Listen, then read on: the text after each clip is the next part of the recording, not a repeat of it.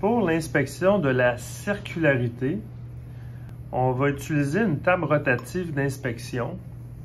On va utiliser un palpeur et un vernier de hauteur. On a la pièce ici et on a par exemple une circularité sur ce diamètre-là. On veut savoir s'il est bel et bien rond. Parce qu'une pièce peut être ovale, peut avoir du lobbing, ça veut dire écrasé comme si c'était tenu dans un mandrin 3 morts. En fait, le fournisseur ou le client veut que la pièce soit bien ronde.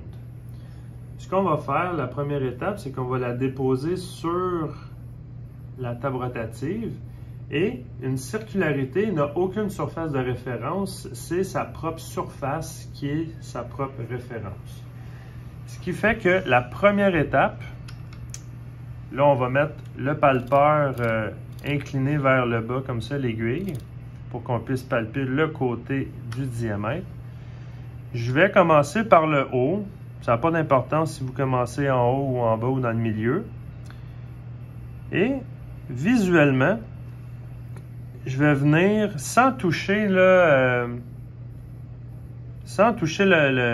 palpeur en tant que tel, là, sans toucher l'aiguille, on peut voir le décentrage de la pièce facilement. Et avec un petit marteau de cuivre, je vais déplacer la pièce visuellement en donnant des petits coups.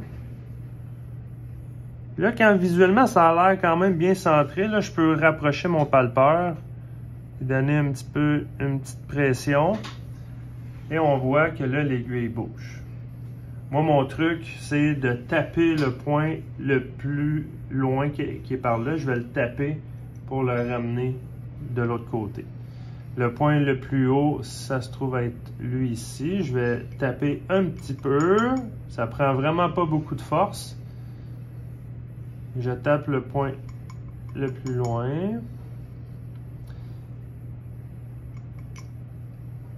Là, on est en présence d'une pièce qui est relativement très circulaire.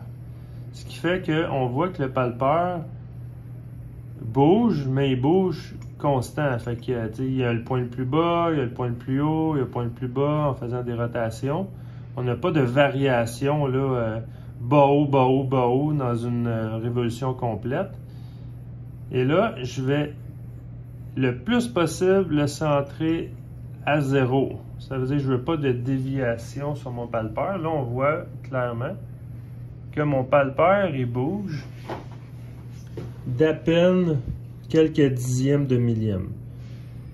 Là, le but, c'est de l'ajuster le plus précis possible.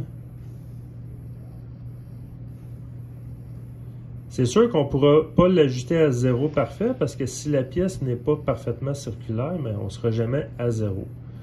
Mais on y va le plus précis possible.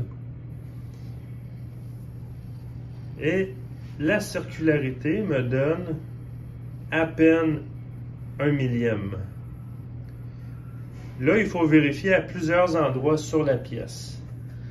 Là, je suis en haut de ma pièce. J'ai noté environ, là, on va faire un chiffron, là, 7 dixièmes de millième. Je vais descendre mon palpeur au centre du diamètre, par exemple. Et là, c'est normal qu'on ait plus la même valeur nécessairement. Parce que si le diamètre n'est pas perpendiculaire, n'est pas concentrique, ça se peut qu'il y ait une variation dans le palpeur.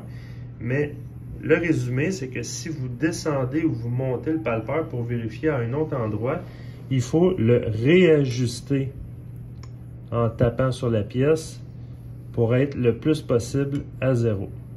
Et on va noter la valeur. Comme là, ici, j'ai 5 dixièmes de millième de circularité. Et je vais continuer à descendre. Bon, ici, on n'a pas une grosse différence. Je tape un petit peu. Ici, je suis encore plus circulaire. Je suis environ 3 dixièmes de millième. Ça veut dire qu'au bout, je suis moins circulaire. Je suis à 7 dixièmes de millième de circularité. Et plus que je descends, plus que la pièce, finalement, est comme plus solide, ben, j'ai à peine 3/10 de millième. Alors, c'est comme ça qu'on inspecte la circularité. Et cette pièce-là est quand même très circulaire. Si j'avais une tolérance, exemple, de 2 millièmes de circularité, mais ma pièce est conforme.